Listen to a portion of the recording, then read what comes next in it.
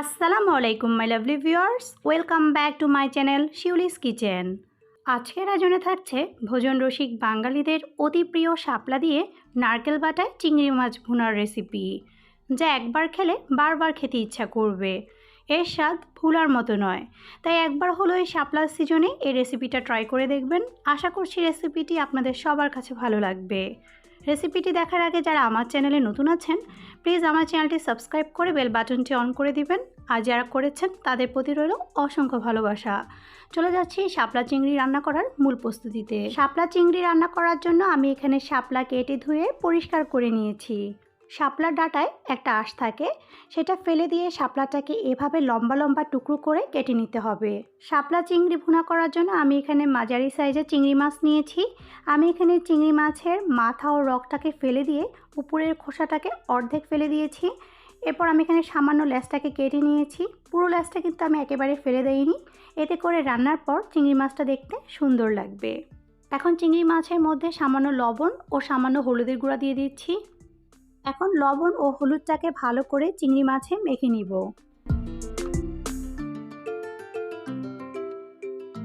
চিংড়ি মাছের লবণ ও হলুদ মেখে নেওয়া হয়ে গেলে আমি এটাকে একপাশে রেখে দিচ্ছি। শাপলা চিংড়ি রান্না করার জন্য আমাদের শাপলা চিংড়ি ছাড়াও আরও লাগবে এখানে হলুদের গুঁড়া, মরিচের গুঁড়া, জিরার গুঁড়া, ধনিয়ার গুঁড়া, লবণ, লাগবে আদা রসুন বাটা ও পেঁয়াজ কুচি। এছাড়াও শাপলা চিংড়ি রান্না করার জন্য আমাদের লাগবে নারকেল বাটা বা নারকেলের দুধ। শাপলা চিংড়ি ভুনা করার জন্য আমি এখন চুলায় একটি ফ্রাই প্যান বসিয়ে এর মধ্যে তেল দিয়ে দিচ্ছি। তেলটা ভালো করে গরম হয়ে আসলে আমি এর মধ্যে হলুদ ও লবণ মাখানো চিংড়ি মাছটা দিয়ে হালকা করে চিংড়ি মাছটাকে ভেজে নিব। চিংড়ি মাছটার এক পাশ হয়ে গেলে আমি এখন অপর পাশটিকে উল্টিয়ে নিচ্ছি। এখানে চিংড়ি মাছটা খুব বেশি ভাজার দরকার নেই, হালকা করে ভেজে নিলেই হবে। আমার এখানে চিংড়ি মাছটা ভেজে নেওয়া হয়ে গিয়েছে। আমি এখন চিংড়ি মাছগুলোকে উঠিয়ে নিচ্ছি। এবার চিংড়ি ভাজা তেলের মধ্যে আরও সামান্য পরিমাণ তেল দিয়ে দিচ্ছি। আমি এই তেলটার মধ্যে রান্নাটা সেরে নিব। এবার দিয়ে দিচ্ছি এর মধ্যে পেঁয়াজ কুচি ভেজে নেওয়া হয়ে গেলে দিচ্ছি 1 টেবিল চামচ পরিমাণ আদা ও রসুন বাটা। এখন আদা ও রসুন বাটাটাকে আমি ভালো করে কষিয়ে নিব। আদা ও রসুন বাটাটা ভালো করে কষিয়ে নেওয়ার পর হলুদ, মরিচ, ধনিয়া, জিরা এগুলো আমি দিয়ে দিচ্ছি 1/2 টেবিল চামচ করে, আর লবণটা দিচ্ছি স্বাদ মতো।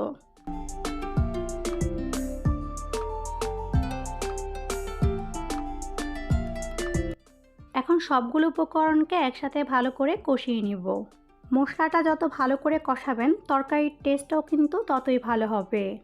মশলা ভালো করে কষানোর পর আমি এখানে 1 কাপ পরিমাণ নারকেল বাটা দিয়ে দিচ্ছি। আমি এখানে নারকেলটাকে ব্লেন্ড করে নিয়েছি। আপনারা চাইলে এখানে শুধু নারকেলের দুধটাও ইউজ করতে পারেন, আবার যাদের নারকেলের প্রবলেম আছে তারা চাইলে নারকেলটা এখানে বাদ দিতে পারেন। তবে নারকেল বাটায় শাপলা চিংড়িটা খেতে কিন্তু আরও বেশি দারুণ লাগে। নারকেল বাটাটাকেও ভালো করে কষিয়ে নিতে হবে। নারকেল বাটাটা ভালো করে কষিয়ে নেওয়ার পর যখন তেল উপরে উঠে আসবে তখন কেটে রাখা শাপলাগুলো দিয়ে দিচ্ছি। শাপলা দেওয়ার পর আমি এখন একটি ঢাকনা দিয়ে এগুলোকে ঢেকে দিচ্ছি।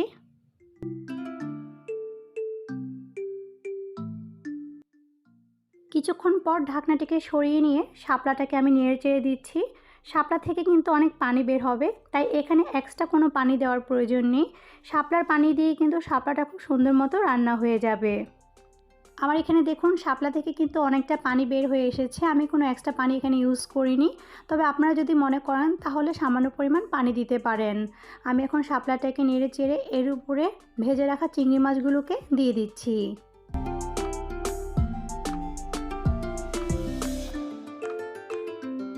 চিংড়ি মাছগুলোকে দিয়ে আমি এখন চুলার আঁচ কমিয়ে ঢাকনা দিয়ে এটাকে 10 মিনিটের মতন রান্না করে নিব, আর মাঝে মাঝে ঢাকনাটিকে সরিয়ে নেড়ে চেড়ে দিব। অঞ্চল ভেদে এক এক অঞ্চলে বা জেলায় খাবারের ভিন্নতা থাকে। অনেকেই আছেন যারা শাপলা খান না, আবার অনেকে আছেন যারা শাপলাটা অনেক পছন্দ করে খান। এটা শুধু আমাদের জাতীয় ফুল নয়, খাবারের দিকেও কিন্তু এর স্বাদ অতুলনীয়। তাই একবার হলো এভাবে ট্রাই করে দেখবেন। আশা করছি যারা খাননি তারাও কিন্তু ভীষণ পছন্দ করবেন। আমি এখন ফাইনালি শাপলা ঢাকনাটিকে সরিয়ে নিচ্ছি। দেখুন শাপলাটা কিন্তু সিদ্ধ হয়ে গেছে। আমি এখন এর উপরে কিছু কাঁচামরিচ ও ধনেপাতা কুচি ছিটিয়ে দিচ্ছি।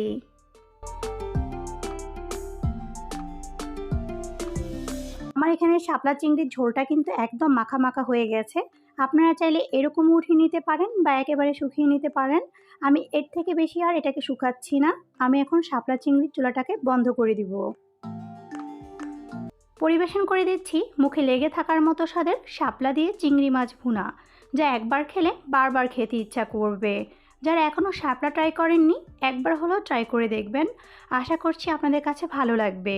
রেসিপিটি ভালো লেগে থাকলে অবশ্যই আমাকে কমেন্ট বক্সে জানাতে ভুলবেন না।